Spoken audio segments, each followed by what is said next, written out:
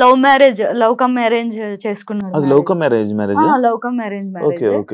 అందరు arrange marriage అనుకుంటున్నారు. Love చేసి అరేంజ్ మ్యారేజ్ చేసుకున్నాడు. సో అందరిని ఒప్పించి. ఇప్పుడు యుఎస్ లోనే వాళ్ళ వైఫ్ యుఎస్ లో ఉండే? అవును, యుఎస్ లో. యుఎస్ నుంచి ఎందుకు వచ్చాడు రీజన్ చెప్పాడా? వాళ్ళు పంపించేసారా? లేదు పంపించలేదు. అక్కడ ఏం లేదు కదా వర్క్. తనకి సమ్ వీసా ఉంటదంట కదా అక్కడ వర్క్ చేయాలంటే.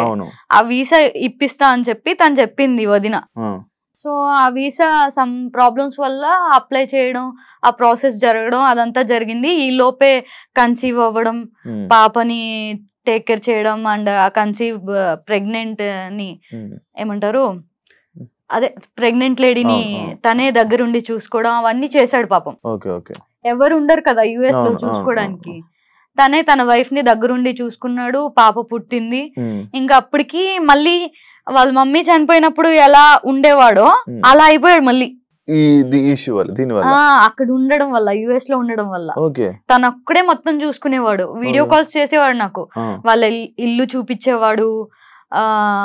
తను చేసే పనులేంటి, మార్నింగ్ లెగంగానే కాఫీ ఇవ్వాలి, టిఫిన్ చేయాలి, లంచ్ చేయాలి, డిన్నర్ రెడీ చేయాలి, పాపకు పాలు పట్టాలి, ఇవన్నీ చెప్పేవాడు, చూపించేవాడు నాకు.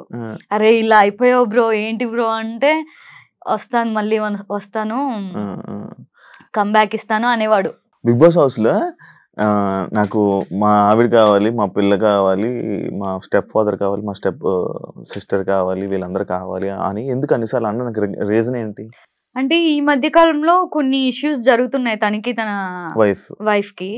సో ఆ ఇష్యూస్ వల్ల డివోర్స్ వరకు వెళ్తుంది ఇష్యూ. డివోర్స్ వరకు వెళ్తుంది. తీసుకోలేదు డివోర్స్ వరకు వెళ్లే సిచ్యువేషన్స్ వచ్చాయి.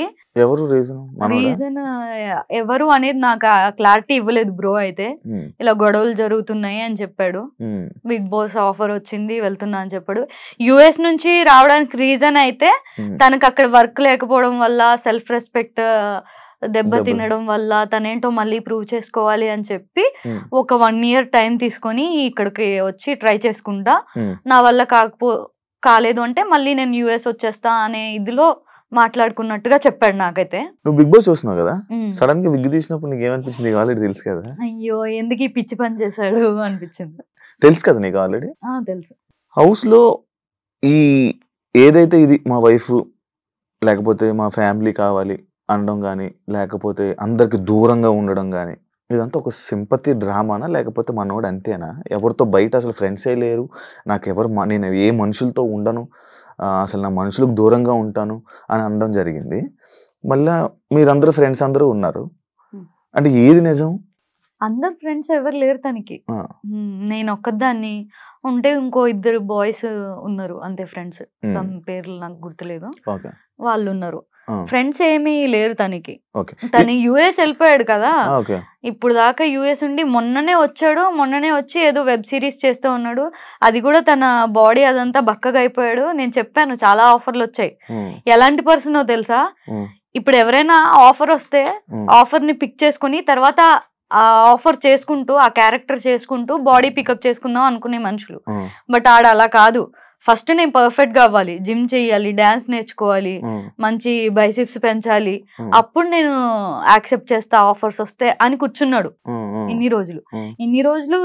ఎంతో కొంత పికప్ అయ్యాడంటే ఇన్ని రోజులు గ్యాప్ తీసుకున్నాడు. ఇండియాకి వచ్చి అవన్నీ చేసుకుంటున్న టైంలో డైరెక్ట్ బిగ్ బాస్ వచ్చింది. వీడేమనుకున్నాడు, సీరియల్ హీరోగా ఎంట్రీ ఇద్దాం అనుకున్నాడు. హీరోగా వచ్చాయి ఆఫర్స్, బట్ ఇంకొంచెం హీరోకి తగ్గట్టుగా బాడీ ఉండాలి అని చెప్పి వెయిట్ చేశాడు అనమాట. నేను చాలా సార్లు చెప్పా, బ్రో ఇప్పుడు ఈ రోజుల్లో ఆఫర్ రావడం చాలా ఎక్కువ, నువ్వు ఫస్ట్ యాక్సెప్ట్ చేసేసే తర్వాత నీ బాడీని పికప్ చేద్దు గానీ అని చెప్పేదాన్ని. లేదు షబ్బు నాకు కాన్ఫిడెంట్ రాదు నేను చెయ్యాలంటే అని చెప్పి అలా చేశాడు. బట్ అన్ఫార్చునేట్లీ బిగ్ బాస్ పెద్ద ఆపర్చునిటీ వచ్చింది. ఆలోచన మనోడు ఎలా ఉంటే మంచి తెలివైనోడు, చాలా తెలివైనోడు, బాగా ఆలోచిస్తాడు. సింపతి డ్రామా అంటే నువ్వు యాక్సెప్ట్ చేస్తావా? లేదు, ఆ పర్సన్ అనేది అంతే. తను మాట్లాడుతూనే కళ్ళల్లోంచి వాటర్ వచ్చేస్తాయి తనకి. చాలా సెన్సిటివ్, చాలా ఎమోషనల్. తను పెరిగిన సిచ్యువేషన్స్ అలా చేసేసాయి తనని.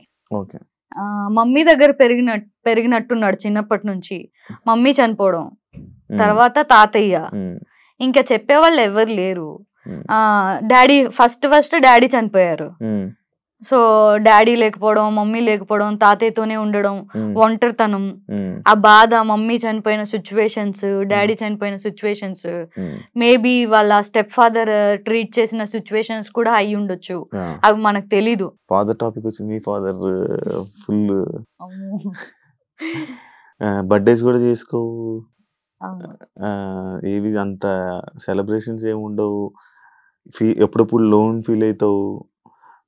ఫాదర్ అనగానే లైక్ ఏ స్టోరీ చేసినా బాగా కనెక్ట్ అయిపోతుంటావు. ఏంది కదా? నాకు చాలా ఇష్టం చిన్నప్పటి నుంచి డాడీకి వచ్చి. మా డాడీ అంటే భయం ఉండేది, అండ్ ఆయన అంటే రెస్పెక్ట్, కేరింగ్ అవన్నీ చాలా ఎక్కువ చూపించిన వ్యక్తి నా లైఫ్లో. సో నాకు చాలా ఇష్టం మా డాడీ అంటే. ఎప్పుడు జరిగింది ఇదంతా? నేను 8th క్లాస్లో ఉన్నప్పుడు ఆయనకి హార్ట్ అటాక్ వచ్చి చనిపోయారు. సో అప్పటి నుంచి మా అన్నయ్య చూసుకున్నాడు. ఎప్పుడు ఎన్ని ఇయర్స్ అయింది పెళ్లి చేసుకుని? మొన్ననే, ఇప్పుడు ఈ నవంబర్ వస్తే 2 years అవుతుంది. 2 years. అప్పుడు సోషల్ మీడియా ఫుల్ సార్ సబీనాకి పెళ్లి బాయ్ ఫ్రెండ్ అని. ఎలా ఉంది ఇప్పుడు? హ్యాపీయా? మొత్తం సూపర్ హ్యాపీ. Super happy. ఎన్ని 7 years కదా? 7 years. పాప బాబు ప్లానింగ్స్? ఇంకా టైం ఉంది, సెటిల్ అవ్వలేదు కదా. ఇంకా సెటిల్ అవ్వలేదని వెయిట్ చేస్తున్నా. లోటు కనిపిస్తుందా? ఆన్లైన్ లోటు చాలా. ఎప్పుడు కూడా ఆయన లేకుండా ఇన్ని సంవత్సరాలు ఎలా గడిచిపోయాయా అనిపిస్తుంది. చాలా కష్టం డాడీ లేకపోతే. ఒక ఫ్యామిలీ రోడ్డు మీద పడిపోయినట్టే. ఇంకా మా అన్నయ్య చూసుకున్నాడు కాబట్టి మేబీ మా నాన్నగారు ఉండుంటే ఈ ఫీల్డ్లోకి వచ్చేదాన్ని కాదేమో. మంచిగా చదువుకొని మంచిగా సెటిల్ అయిన వాళ్ళకి ఇచ్చి పెళ్లి చేసే వాళ్ళు ఈ పాటికి నాకు 2-3 పిల్లలు ఉండేవాళ్ళు.